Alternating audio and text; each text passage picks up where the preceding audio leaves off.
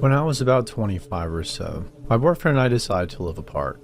We were broken up for a very short while, and when we got back together, we just kept separate places for a long time. I highly recommend all women live on their own for at least a year before they decide to cohabitate. I learned a lot of life lessons during this time.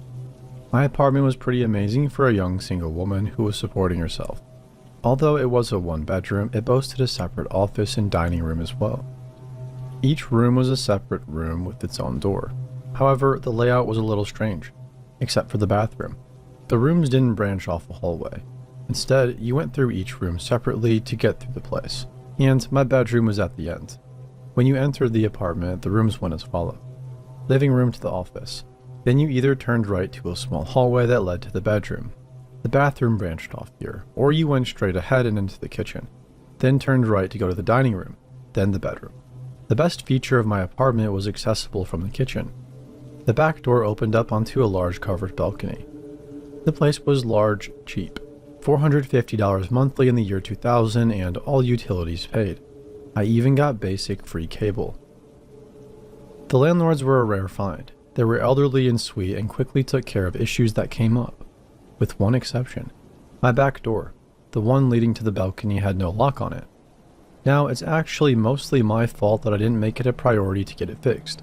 I really thought I was pretty safe because the balcony had no steps leading down or anything, and the wall was sheer. The balcony was high up enough that a standard ladder would not reach it. So, if somebody tried to enter, they would have to be extremely determined. Now, my decorating tastes are a little boho, and I'm fond of stuff that sparkles and shines. My apartment reflected my tastes and was decorated with fairies and crystals and butterflies. I had sun catchers and wind chimes in the appropriate locations. A friend gave me a couple of sets of miniature fairy chimes as a gift, and as they were very small, I decided to hang them on each of my doors. I enjoyed the slight tinkling sound they made whenever the doors opened and closed. I'm thankful for my electric tastes. I'm sitting in the office playing some flash time waster of a game on my computer when I hear the chimes on my balcony door. I assume I had failed to shut it completely and the wind had blown it open, so I jump up to close it again.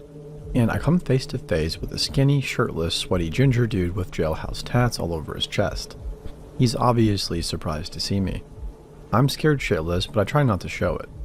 You hear all these stories of people getting severely beaten or even killed when interrupting a robbery. I'm surprised that he didn't just knock me over the head with something and run, but luckily he didn't. What the heck are you doing? The guy kind of laughs and says, "Oh, I'm sorry. I'm just here to do some contracting work on your apartment." "So, how did you get in?" "Is some dude here?" "Who?" "Yeah, I work for some dude and he told me I'd have to climb the porch. He said the back door would be unlocked." I look out and there's no ladder, rope, or anything to climb on. I'm thinking, so, who does this dude think he is? Batman? I have no idea who some dude is, and there's no work scheduled for this apartment. Also, in case you haven't noticed this, I gesture toward the balcony, nearly screaming now, "It's not a freaking porch." As Ginger Dude is mumbling again about how he was hired by some dude to do work and something about climbing the porch, I realize that he is not so steady on his feet. He is also slurring his words a bit. Great. The guy is under the influence of something, and through his stupid, senseless mumbling, I finally just resort to screaming. "Get out." Over and over. He says he feels really bad about scaring me, and before I realize what is happening, he grips me in a smelly, sweaty hug. He goes out the door, and the second he is gone, I have a full-blown panic attack. I'm bent over, head between my knees, wondering faintly if I should call the police or someone when I hear a terrific crash. From my living room area. As it turns out, Ginger Dude had gone into another part of my building and climbed into the attic area. As he was poking around, he lost his footing. There are beams you have to step on to get across the attic and fell through my ceiling. I stand in my living room and I'm looking at a pair of scrawny legs poking through my suspended ceiling. He pulls himself up and in a high-pitched, smart-ass kind of voice calls out, "Excuse me." This infuriates me, and being the smart modern woman I am, I go storming into the attic to confront him. He once again starts giving me his BS story about being hired to do work on the place, and I tell him he's full of it. He holds his hands up in an appeasing manner and says, "Okay, so what do you want from me?" Tell him, "What I want is for you to go downstairs and I want you to sit on the curb and I want you to wait for the police because I am calling them right now. They are coming and they're going to take you to jail." When the police show up, he is sitting obediently on the curb, patiently awaiting his ride to the pokey.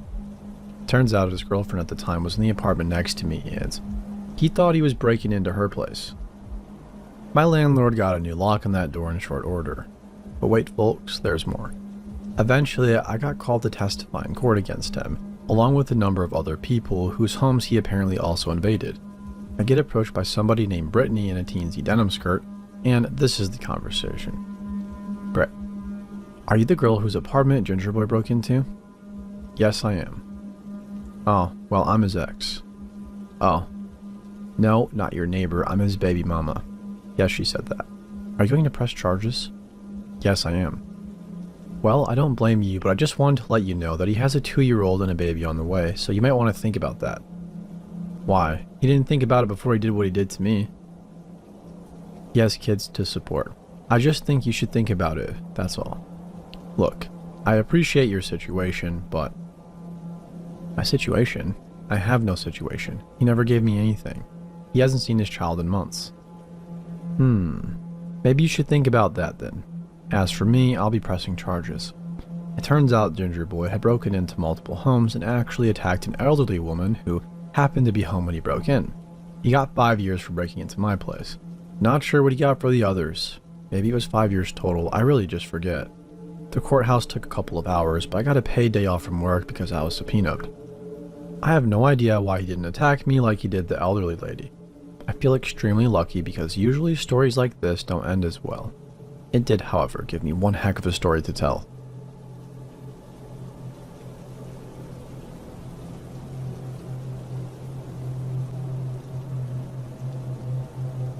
There was a girl that my husband had known through mutual friends that started bothering him shortly after we got married. At first, it was just her texting him. He tried to be polite, but then she started texting him inappropriate things like he should leave me at least for a day so they could sleep together. Then she started calling. At first, it was just from her phone. But when he wouldn't answer, she started using her friends' phones. This escalated into her calling from one of her friends' phones repeatedly one night. He got fed up and answered it to tell her to stop calling. She ended up being drunk and, regardless of what he said, just kept repeating that it was her birthday. He hung up, and immediately after, the same number called. This time I answered, and it was her friend. She was too inebriated to comprehend that I was not him and kept begging for him to just wish this girl a happy birthday.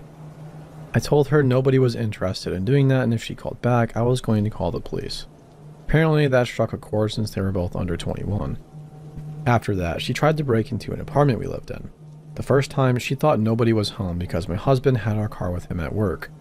I had just popped in finding Nemo for our daughter so I could go clean her room. As I walked back towards her room, I heard the front door slam open and bounce off of the chain lock. Fortunately, I had latched it before I went to clean her room. At first, I thought maybe my husband had come home from work early and tried to get in. But as I called him, I looked out the door and saw her car whipping out of the parking lot. A couple of weeks later, we caught her parking in front of our apartment as we were returning from grocery shopping. She tried to quickly pull out and hide behind the garbage area, but we followed her. She realized that she was caught and quickly drove past us and out of the apartment complex. For a while after that, she stuck to just trying to stalk and harass us on social media, but shortly after I had our son, we went to the store, and a car sped into the parking spot next to ours. She and her friends piled out of the car, and it was pretty obvious at that point that they had followed us there. We decided to go in anyway. It was a big store and a very public place, so it seemed like it would be okay. Not long after we entered the store, I leaned past the cart to grab a carton of juice, and could see her from out of the corner of my eye. She was just standing there staring, completely oblivious. She had broken off from her friends and just stood in some kind of daze staring at my husband. I don't think she even realized I could see what she was doing until I said her name, and she seemed to snap out of it. She looked at me, back at him, and scurried into the aisle her friends were in. We got what we needed and went to the only open checkout. She and her friends stood in the jewelry section that was about 6 or 7 feet away and started hurling insults and yelling things at us. The cashier kept looking at us and then them, but I don't think any of us really knew what to do. They were obviously adults and were standing in the middle of a store where other people were. yelling stuff at a couple and their two small children. We quickly took our bags and left before they could follow us. She called a mutual friend of ours right after that and told him that she was going to mess up our car and that she needed our phone numbers and addresses. He told us, and for us, that was the last straw. We got a court order from her to stay away from us, and she was told to also advise her friends not to bother us. She didn't understand, obviously, because the same day we had court, she attempted to harass me on social media, but quickly stopped when she realized I had proof of what she had been doing. We later found out that when she received the order, she told people that she had won in court, and that she knew my husband still wanted to talk to her. There also ended up being more to what she was doing. Like she was blatantly telling people that she wanted to follow us when she saw our car and referring to him as her first love, as well as telling people that they dated. Also, when she would talk about him to other people, she would make him sound single and leave out the fact that he was married or has 2 children. That is just the tip of all the crazy that we ended up finding about. We got lucky and now she lives in a different country. For now.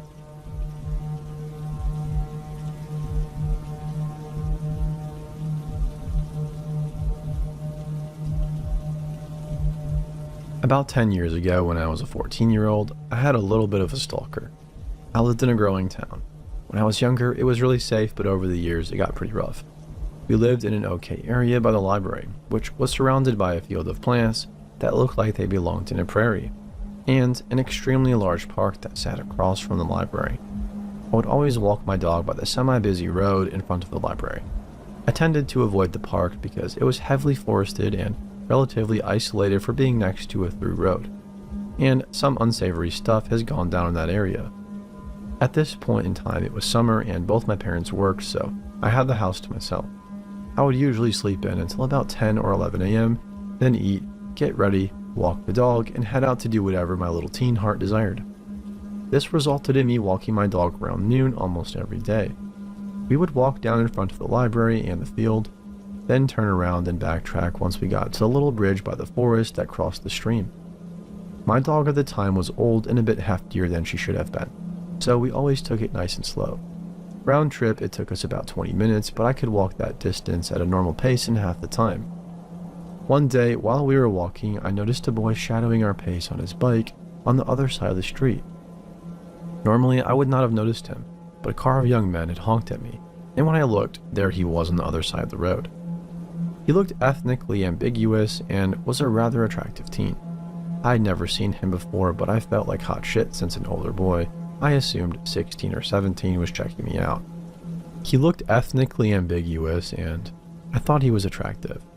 I had never seen him before, but I felt like hot shit since an older boy, I assumed 16 or 17, was checking me out. At the time, I was about 5'7" and had just lost a bunch of weight. I frequently got mistaken for being older than I was because of my height and the way I carried myself. Anyways, once my sausage of a dog and I got to the bridge, we turned around and headed back home. I looked back to see where my Prince Charming was, and he was riding off into the distance. I felt a bit disappointed, expecting some huge romance out of this measly moment. After dropping my dog off at home, I headed to a friend's house and we talked about this encounter briefly before jumping in her pool. The next day when I was walking my dog, I noticed the same boy up ahead, sitting with his bike on a park bench across from the library. My little heart fluttered with excitement, thinking I was heading towards a fairy tale romance with a knight and his noble 6-speed. I played it cool, pretending I didn't see him. He watched me walk down the sidewalk and back. Even when I looked over and smiled, he said and did nothing. I found this rather odd, but was so excited that he was there again. I hurried over to the same friend's house and we geeked out about the stoic Prince Charming. This type of thing went on for about 2 weeks. He would alternate between shadowing me on the opposite side of the road and sitting on the park bench and watching. After about the 4th day, I started to get an uneasy feeling. I had given him a few opportunities to approach me, but he always kept his distance. After the first week, I was super creeped out and started walking my dog at different times of the day, but he was always there. By the end of the 2nd week, I told my parents.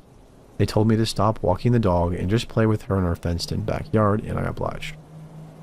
A week goes by. I had not walked my dog since I told my parents and had forgotten about the encounter, if it can even be called that. One day, I went out to get the mail after watching Unsolved Mysteries. That show has, and always will, creep me out. so I was already a bit jumpy after a particularly frightening episode. I opened the door, and as soon as I did, my heart stopped and freaking dropped out of my ass. Prince Charming was sitting on his bike across from my house. I awkwardly smiled at him, then yelled something into the house, responding to someone who wasn't there so he wouldn't think I was alone, and then closed the door. He sat there for like 15 minutes, then rode away. After he left, I called my dad in hysterics. My dad came home and we talked about calling the police, but felt we didn't have anything really to report. My dad gave me his display shotgun, unloaded of course, before he went to work the next day in an effort to calm me down and let go of him so he could go to work. I felt better knowing I had a weapon, even if it wasn't loaded, and begrudgingly let him go. Charming showed up again, and I argued with myself on what I should do. After about 10 minutes of him sitting in front of my house, I went to get the mail, shotgun in hand. The minute he saw that I was holding that, he rode away. I was left feeling like a total badass. Although the next day he was there again, this time riding in front of my house 15 or 20 times. Then he was MIA for about a month. By this time, I had decided to try and walk my dog for the first time since the incident. I hadn't seen him and figured he had moved on. It was about 4 p.m. and both my parents were home, so I felt confident in walking the dog. Plus, they were in the front yard and the road was straight, so they were keeping an eye on me. The walk was uneventful until we got to the bridge. I turned around to walk back, and this guy is directly behind me on his bike, like freaking Houdini. He said something to me in a language I didn't understand. I gave him an awkward, he almost made me shit myself smile, and then started back down the sidewalk. He rode his bike beside me, closer than I thought possible considering he was on a bike, all the while talking to me in his creepily attractive voice in unknown language. I wanted to run, but I couldn't. My dog was unable to go faster and was too fat for me to carry. I just kept telling him I didn't understand and nudging him away. With every nudge I gave him, he leaned towards me twofold. He was slowly pushing me off the sidewalk and into the field. When I realized what was going on, I gave him a bit of a stronger push and started to walk a bit faster, dragging poor Dogzilla behind me. Charming grabbed my wrist, talking to me in his foreign tongue. I yanked my wrist away, but he just grabbed my upper arm. My stepmom saw this from down the street and yelled, "Sonny, you coming?" from down the block. I responded with a yes, and Charming let go, I think realizing that somebody saw what was happening. He followed me home, talking in a low voice, then sat outside the house for a moment before my dad came out of the garage, like Paul Bunyan with his axe. I was forbidden from walking about the neighborhood by myself, and the police were called. They said they would keep a lookout, but that was all they could do. The next day, I was awoken by an ominous knocking on the door. I hesitantly answered it. On the other side was the officer I had talked to the day before. He said that the neighbors behind us called because somebody was in our backyard. When the police arrived, they found Charming trying to pop the kitchen window open with a rather large knife. In his pocket, he had zip ties, a pair of lacy red underwear, and a small baggie of coke. Not only was he in his 30s, he was a pedophile that had failed to report his address and had been unaccounted for the last couple months. Needless to say, he was locked up. We got an alarm system and I never walked my dog again. We went to dog parks instead.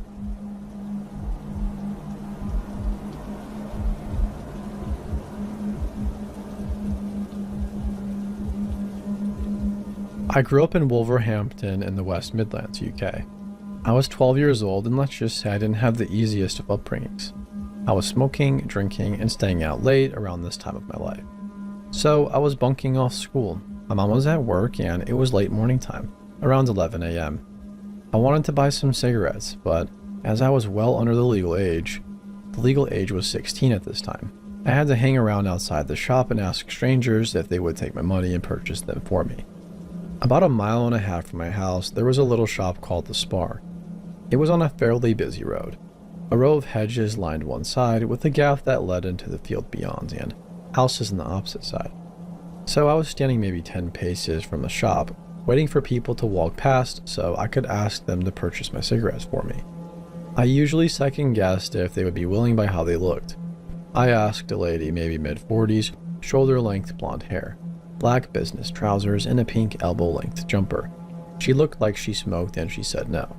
I asked a guy, maybe mid-50s, shaved brown hair, and he was wearing blue jeans and a white shirt. He just ignored me.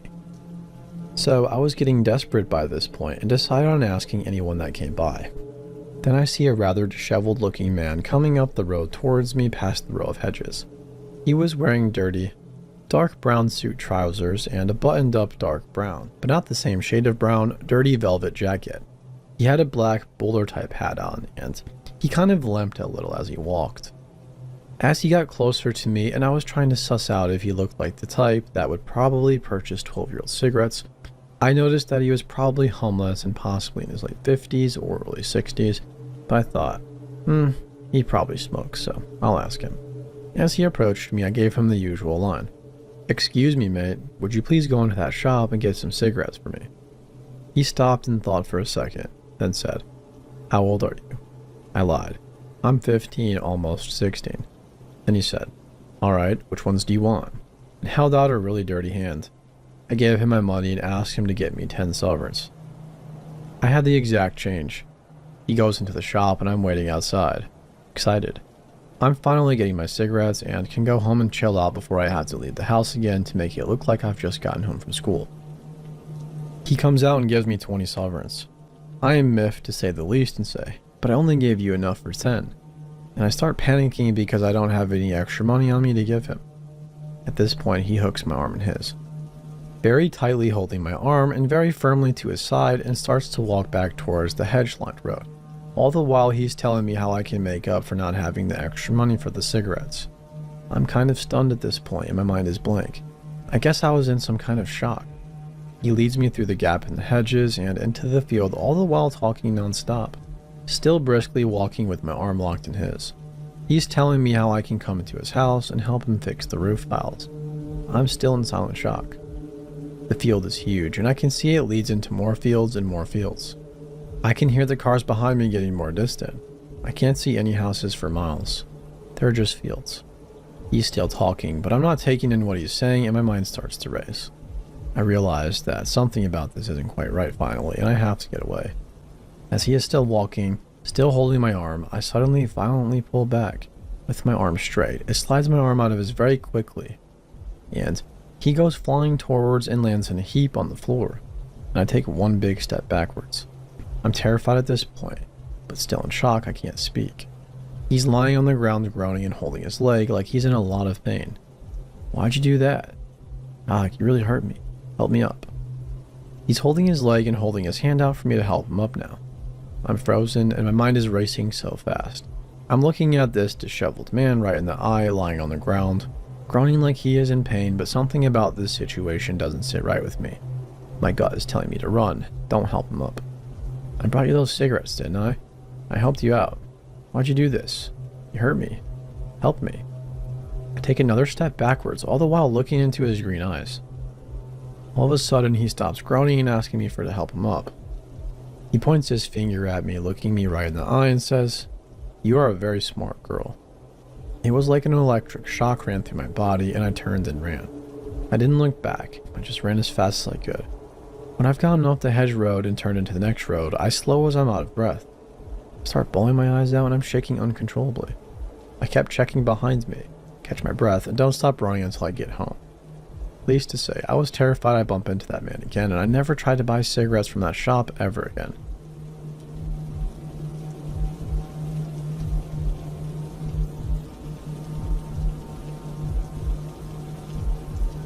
Stranger danger was something my mom was hyper-vigilant about teaching us.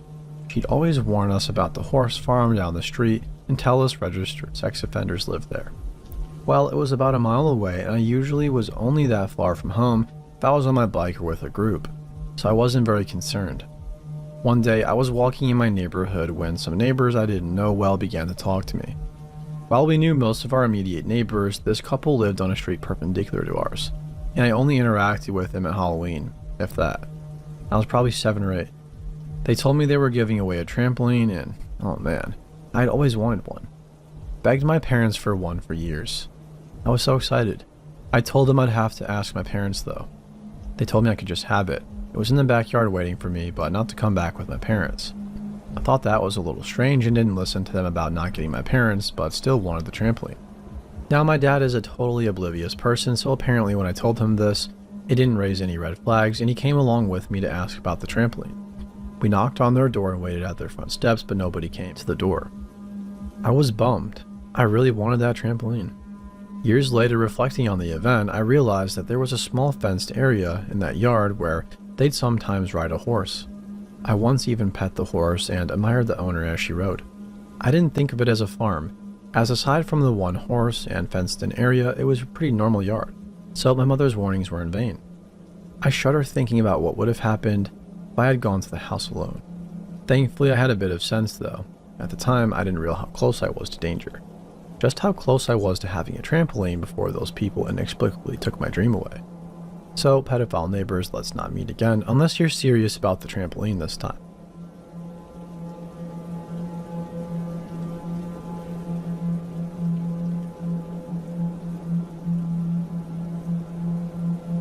These are some of the incidents I remember from a period of about 3 years when we lived in the first house my parents purchased.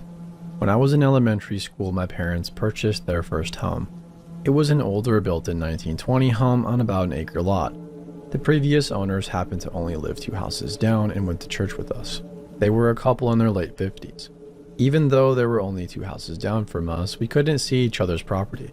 We couldn't even see our next door neighbors because a wall of pine trees taller than our homes divided our property. The first odd incident happened when my mom got a call from the previous owner. The man, berating her for allowing her kids to get up on the garage roof and jump onto the trampoline. He went on and on about how we were going to damage his roof.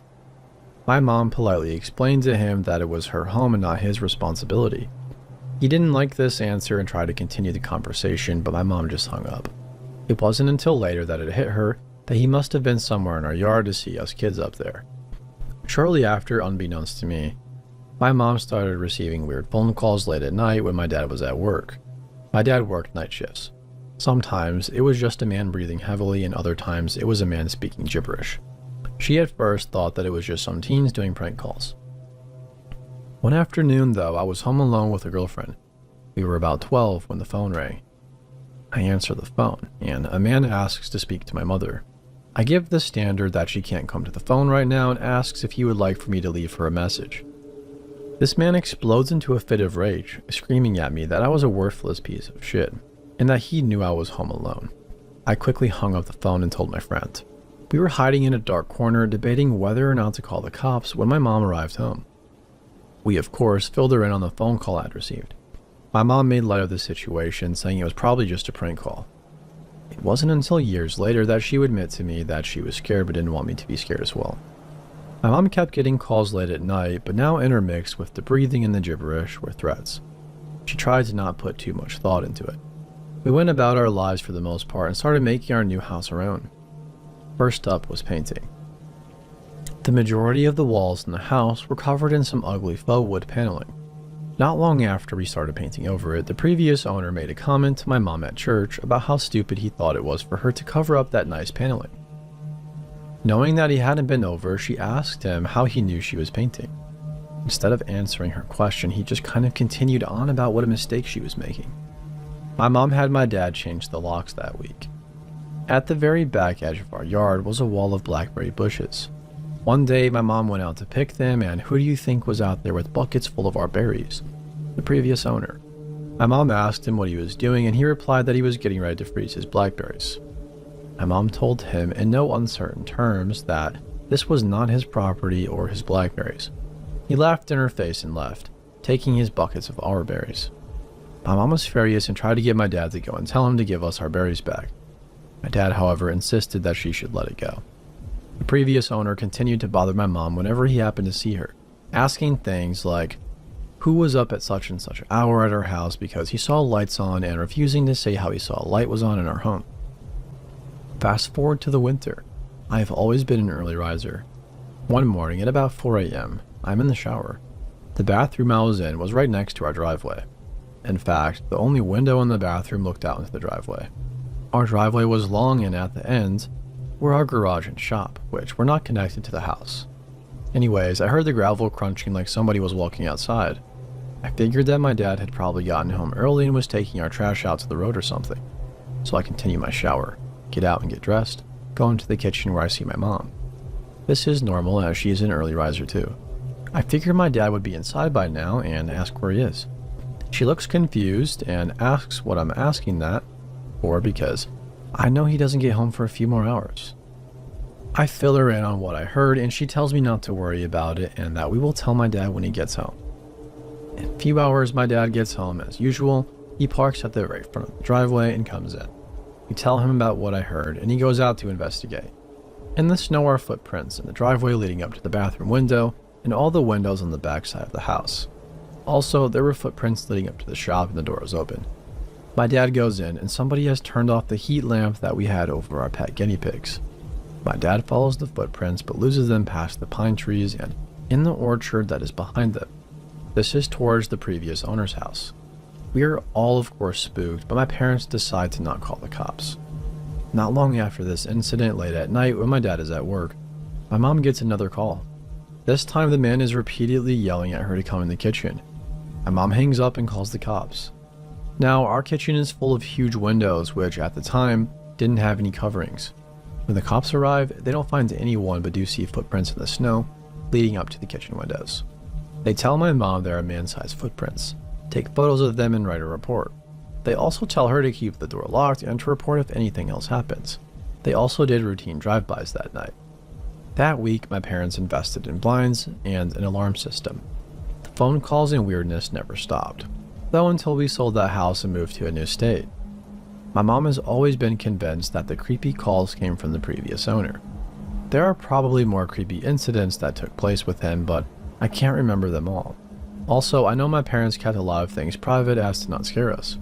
Although we did find out later after we moved that he became a scout leader but was quickly removed from the position because of complaints by mothers that he was being threatening and inappropriate. Nobody would really give details though.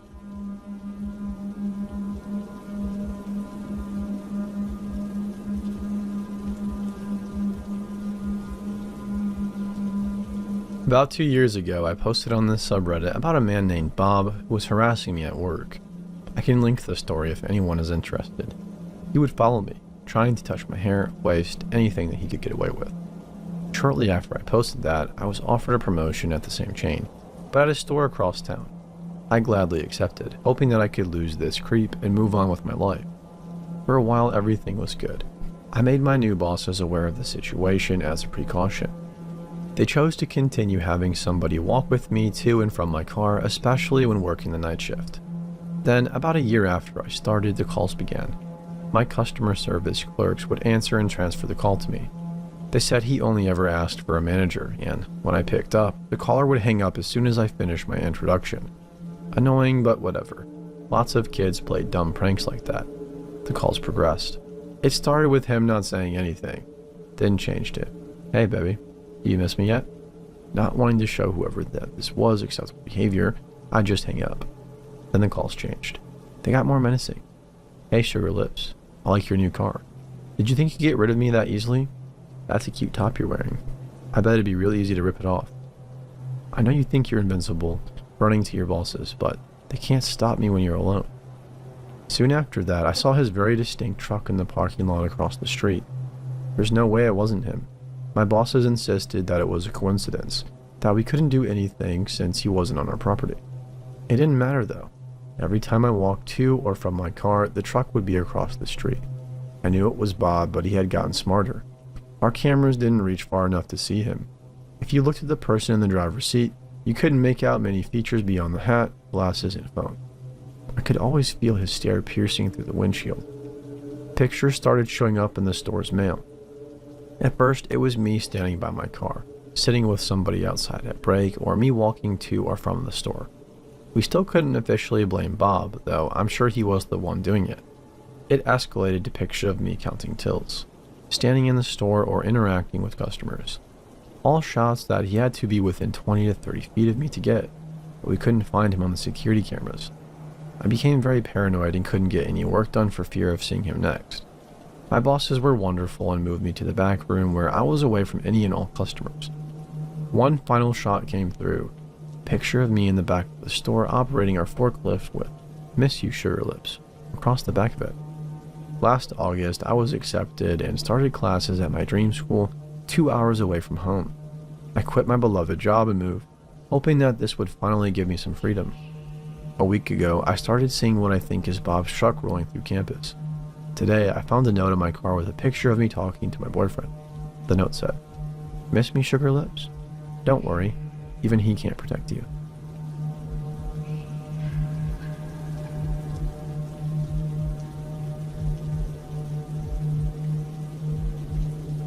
After binging for about 12 hours straight of YouTube readings of this subreddit, my mind is in a dark place, though I can't entirely blame it. My mind goes here often. This happened 3 years ago, but requires some background. My best friends and I grew up in a sleepy, wannabe New Jersey Central Florida town, and were the outcasts. We had met in 6th grade when I'd overheard her talking to another classmate about Bionicles, my 11-year-old self's passion. We became fast friends and soon were inseparable. Soon began the gauntlet of sleepovers, birthday parties, and family gatherings. We were practically siblings, and she was the first person I come out to as bisexual. And in turn, I was the first person she told about being trans. Her home life was tumultuous, though. I can't say mine was any better. We often had a habit of taking refuge at each other's houses. Like I said, we became like siblings. Her father was an alcoholic, strict and prone to physical discipline. Her sister was a stuck-up girl who soon gravitated towards the hicks and jocks when we entered high school, and her mother was a pseudo-vegan hippie love child held over from the 80s. When I was 23 and she was 22 at the time, we had another long night of sleeping over in order to let her escape yet another fight with her mother. She had recently lost her job at Walmart and I was going into my first shift at Taco Bell the next day. On the drive home the next morning, she excitedly told me that since she now had her own vehicle, she would be applying at pizza places that were in need of a driver. And I felt proud. It was the first time that she'd hunted for a job on her own, as I'd usually been the one to coax her to apply where I was working. Not that she ever lasted very long. My first training day goes by quite well. My coworkers are friendly and try to get me to talk more. My manager likes to playfully embarrass me, a fatter white guy, by trying to get me to talk good to the other coworkers. Being a training day, it wasn't a very long shift, but I had been up early in anticipation, and this was my first day on a job in a few months. I got home around noon, informed some of my internet friends that my first day went well, and around 5 p.m., I started to go to my bed, drained from a good day. As I'm preparing to lie down there, I get a Steam message from her, lamenting another fight with her mother and asking if she can come over. Now, I had started to grow a bit wary of the fights on their end. I'd begun to repair my relationship with my family and a few friends, and I had given her advice many times on how to better approach things. In my infinite wisdom and eagerness to sleep, I left the message unread and drifted off into slumber. At around 8 p.m., I'm awakened by her bursting into my room in a panic. Having just been ripped from a dream, I am groggy and disoriented. I drag myself to the bathroom to relieve my bladder and come back to my room, find her rocking back and forth on my bed. It is at this time that I notice she is covered in blood, so I ask what happened. She informs me that she just saw somebody murder her mother with a knife. My mind goes blank. In the deepest parts of my mind, alarm bells start ringing. Isn't the rocking back and forth a bit overdramatic? Why didn't she call the police? But this is my best friend. I've known her for over a decade, and we were the only two people in the world we could count on. I suppress it and go inform my sister and stepdad. My mom had passed the year prior, and it was roughly a month to the anniversary of her death. We were all in a dark place. Antisocial as always. It was the only way we knew how to handle emotional issues. When I inform my family, they immediately go to the same place I had, though they are far more vocal about it. I offer excuses I knew were flimsy and return to the room, phone in hand. I convinced her to call the police, and I can hear her explain the details over the phone. A man in a black ski mask. When the cops arrive, she swears up and down that it's most likely her father. They send cars over to check the crime scene and take her in for a statement. I ride with her in the back of the cop car over to the sheriff's office. It gets to be around 2 a.m. Her sister was brought in, as was her father. I have work the next morning and request to be taken home by a police officer. It takes me a while to go to sleep that morning. The next day at work, I am quiet until my manager asks me what has happened. I inform him but decide to work the rest of my training shift. When I get home, my sister informs me that she had confessed. Her mother threatened to kick her out for not being able to find a job, and in a rage, she had taken a kitchen knife and stabbed her repeatedly. My mind froze like a bad computer and I turned to face my monitor. I was in a Discord call at the time, and all I could weakly say is, my best friend confessed to murdering her mother, before hanging up and lying on my bed. Her last trial was the 7th of this month. I don't know the results, though my grandma tells me she took a plea deal for life in prison, rather than the death penalty. Part of me wants to contest that, to demand they take the death penalty for ridding the earth of such a peaceful and caring woman's shadow. A larger part of me is just glad she's being punished. Natalie, you were my best friend, my sister, and my platonic soulmate. But please, let's never meet again.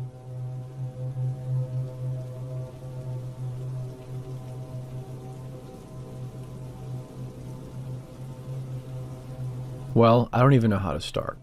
So I live alone. I'm 21 years old, and I live in a low-income apartment because I'm in college and the money doesn't allow me to buy a newer one.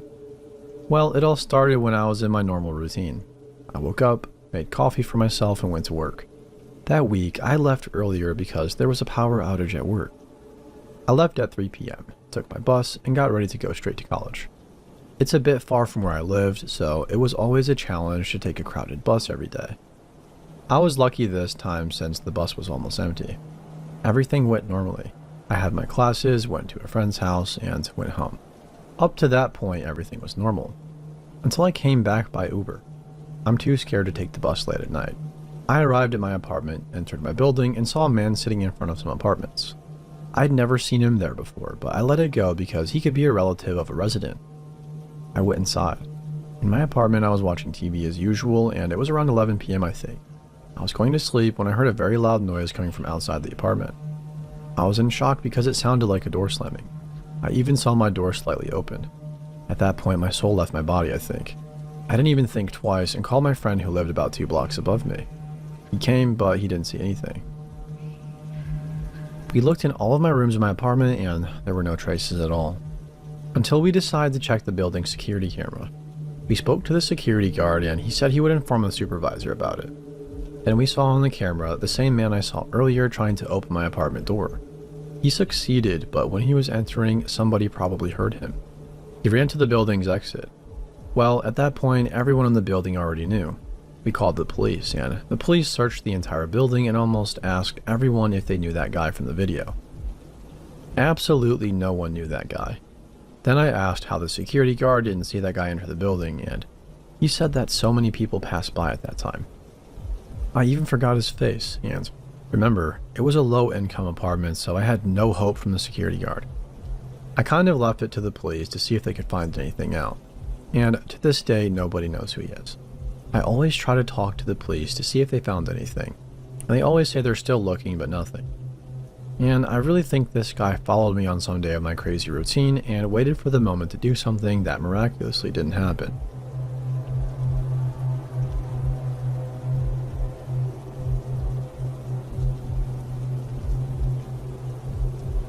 I've always wanted to share this story, and I've decided to use an old throwaway account since I usually just lurk.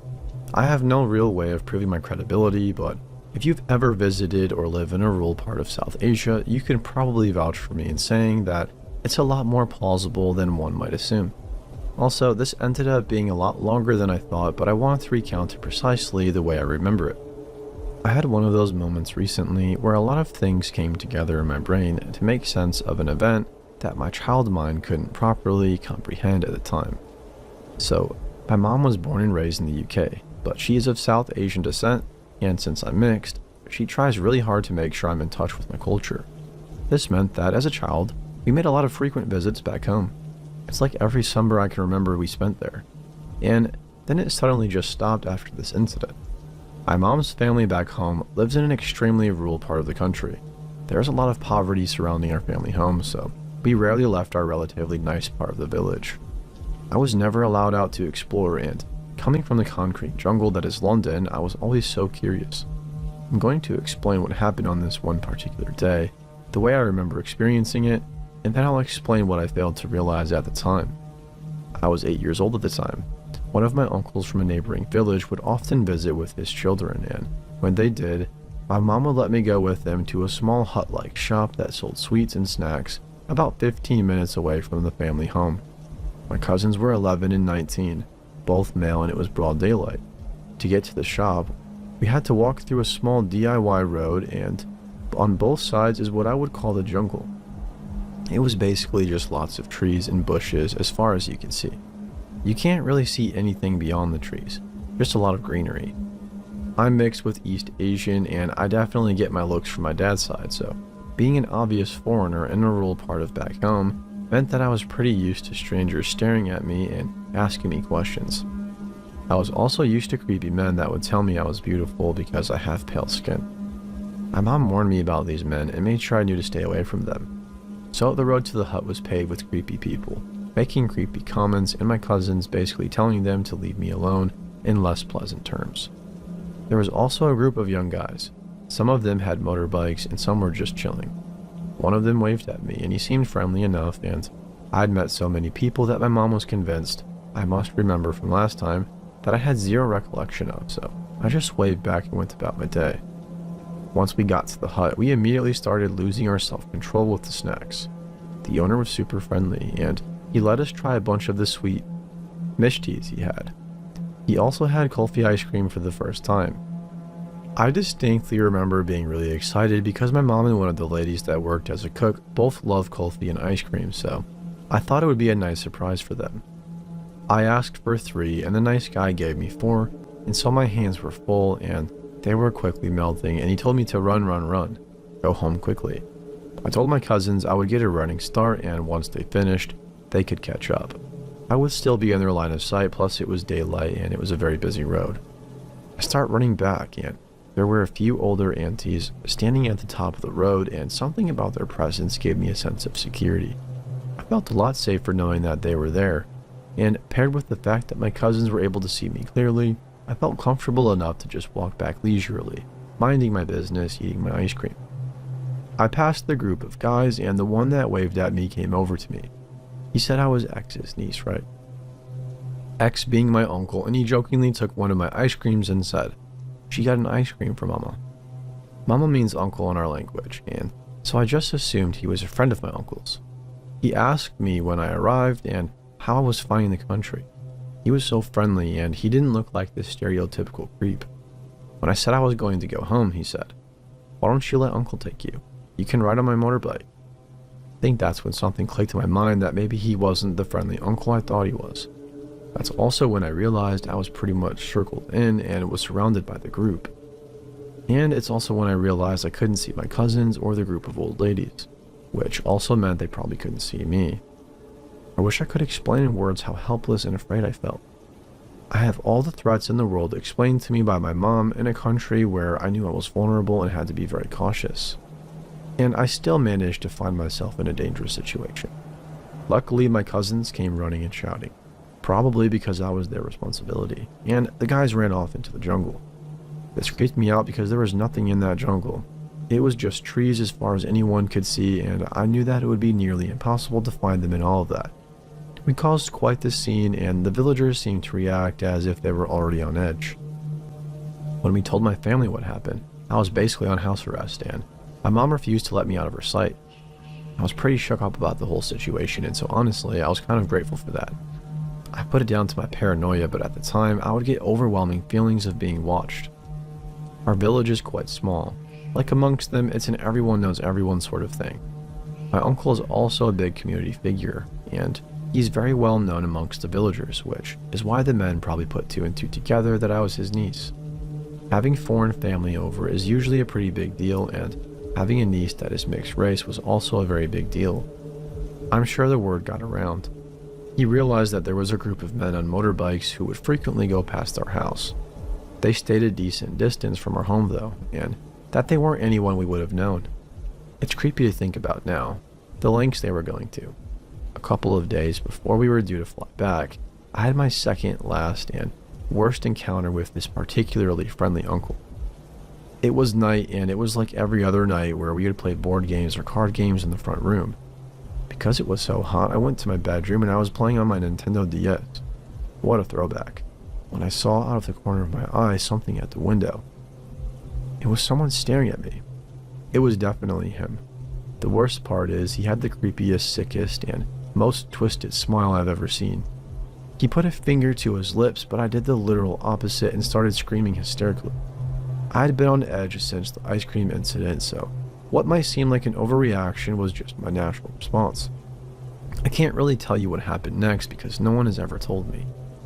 My very large uncle and his also very large friends are not known to be the friendliest of people, but I was told he was dealt with and that he would never bother me again. We recently received a wedding film from one of my cousin's weddings, and part of the film was her leaving to get to the venue, and I noticed that the jungle was no longer there. It had been basically cut down. For the first time, I could see beyond the greenery. That's when my mom explained to me that my uncle had it cut down not long after that particular visit because of the head cutters. It sounds even more sinister in my language. My entire life, I've wondered what would have happened to me if I had gotten on that motorbike. But now I know with reasonable certainty what his intentions were. During that time, a gang had been kidnapping beggar children. It took a while for the village to realize because it's not unusual for beggar children to go missing. When we were there, people were vaguely aware that it was becoming a trend. A couple of months later, a head was found. It became known in our village, but people tried to keep it quiet to avoid getting a bad name. The problem went away once a lot of the greenery was cut down, so there was nowhere left to hide, but it's also when they realized the magnitude of what had happened. The weird thing is, I've known about the head cutters for a while. I knew it was something that had occurred in our village, but for some reason until recently, I never put two and two together. But now that I have, I think often about what nearly happened to me. But more importantly, what happened to a handful of children in our little village. Think about the fact that beyond our relatively small circle, nobody thinks about them and no one is haunted by their deaths. So to the creepy uncle with the motorbike, let's not meet again. I wish the children had never met you, and I hope no one ever has the misfortune of meeting you ever again. Edit. Because a few people have been curious, this took place in Bangladesh.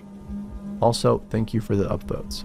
I shared this mainly because I've always just wanted to tell someone my experience, but it's not a topic I feel comfortable discussing IRL. However, I've always felt a lot of guilt because while I was lucky to be safe, there were children who weren't.